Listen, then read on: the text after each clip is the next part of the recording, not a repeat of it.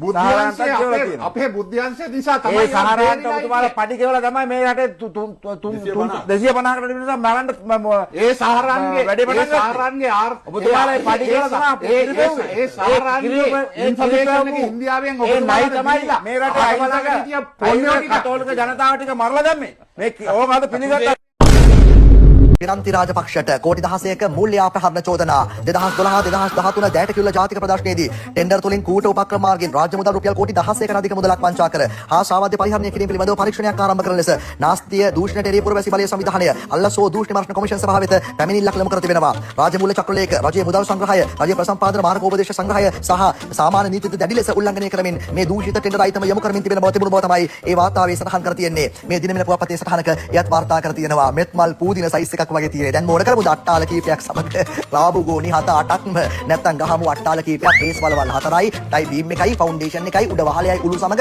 ස්ථාවර එකක් ගහමු නැත්තම් මේක ගලවන්න නම් වෙන්නේ එකක් ගලවනකොට එකක් ආපහු ස්ථිර එකක් ගෙවුවට පස්සේ එකෙන් මේකට මාරු වෙන එක විතරයි තියෙන්නේ. රංජිත් සියවලා පිටියට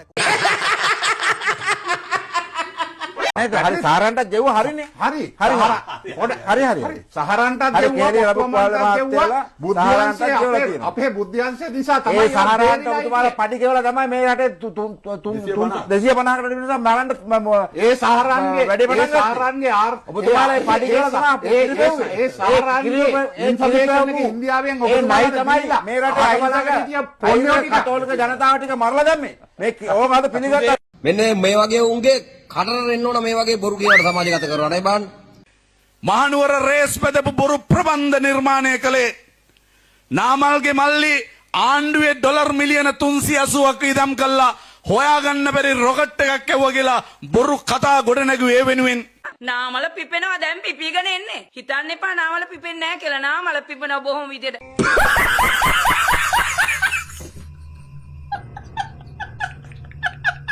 මේ ආණ්ඩුවට බැරි නම් අපි කියනවා ඔබතුමන්ලට බැරි නම් අනුර කුමාර දිසානායක ඔබට බැරි නම් මේක කරන්න අඩුතරමේ ගෝඨාභය රාජපක්ෂ මැතිතුමාගෙන් උපදෙස් ගන්න. කොහොමද පදිසියකට පැනලා යන්නේ මොනවද ඒ වෙලාවට මල්ලක තියෙන්න ඕන කොහෙටද යන්න ඕන කොහොමද යන්න ඕන ගුවනින්ද ගොඩබිමින්ද එහෙම නැත්නම් මොහුදෙන්ද ඒ ඔක්කොම උපදෙස් ගන්න නම් ඉතින් අපි තමයි අපිට තමයි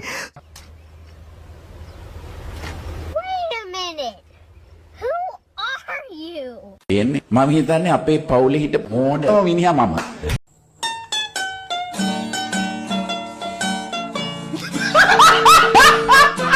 මේ ස්ථානයේ මම වාඩි වෙලා මේ ප්‍රශ්න වලට සවන් දෙනකොට මට හිතුණා මේ ප්‍රශ්න ඉදිරිපත් කරන්නේ මේ ජනාධිපති සජිත් ප්‍රේමදාසටද කියලා. ජනාධිපති සජිත් ප්‍රේමදාසටද කියලා. අපෝ අවුලක් නෑ. ඒක මං කරලා දෙන්නම්. කරන්න ඕන මොනවද කියලා කිව්වොත් ඕන දෙයක් මං කරන්න. මස් කෑල්ලක්ද? ඕක ප්‍රේමදාස මහත්තයගේ නෙමෙයි. ඕක වෙන කාගේ හරි වෙන්නේ නැති නැත්නම් ඕක ප්‍රේමදාස මහත්තයද ජාතක වෙච්ච එකෙක් නෙමෙයි. මම දන්න තරමේ. සජිත් ප්‍රේමදාසයි කියන්නේ මොකෙද්ද? අම්මට කන්න දෙන්න බැරි එකා කොහොමද ළමයෝ රටට කන්න දෙන්නේ හොලට කන්න දෙන්නේ අපිට කන්න දෙන්නේ. ඕක ප්‍රේමදාස මහත්තයා මැරිච්ච වෙලාවේ මම පානදුරේ යනවා මේ කටුනායක මං එදා කෝච්චියේ ගිය අඬ ප්‍රේමදාස මහත්තයා මැරිච්ච වෙලාවේ. ඒ කියන්නේ එතුමට අදත් මං ආදරේ.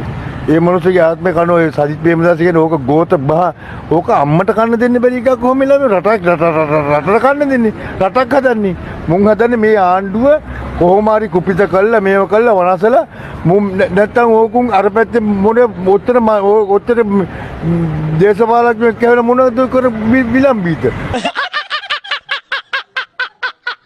තාරකා පිළිබඳ විද්‍යාඥ ශ්‍රී ලංකාවට ගෞරවයක් හිමි කර දුන්න ආදරණීය රෝහිත රාජපක්ෂ මැතිතුමනි ආරාධනා කරන්නන් මේ අස්තීම ඇමතීම සඳහා. තාත්තා කිව්වා ඉතින් මට වැඩි ඇවිදින්න බැරි වෙන නිසා ගිහිල්ලා ඉතින් කතා කරලා එන්න ඔයා දේශපාලනේ කතා කරන්න යන්න එපා. ඔයා ගිහලා කතා කරලා මොනවාද ඒ කට්ටියන්ගේ තියෙන ප්‍රශ්න ටික දැනගෙන එන්න කියලා. ඉතින් මට තාත්තගේ ඉතින් ඉල්ලීම අපතේ දාන්න බැරි නිසා හරියම මම ගිහලා කිව්වම තාත්තා සාමාන්‍යයෙන් අහුම්කම් දෙනවා. ඉතින් තාත්තා මම ගෙදර වැඩියෙන්ම මම දැන් මාත් එක්ක තමයි තාත්තා ඉන්නේ. මොකද මම තමයි ගෙදර ඉන්නේ.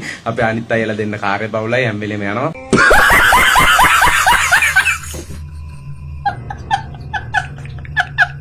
මම සුරතලයට පූස් පැංචෝ 4ක් හදනවා. මම පින්ගොන්නු 3ක් හදනවා.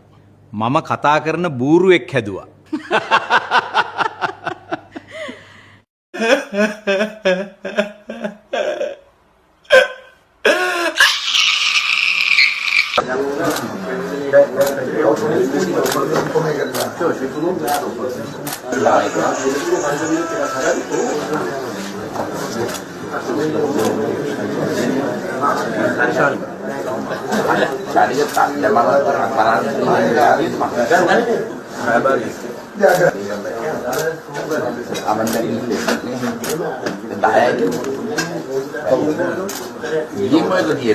හවස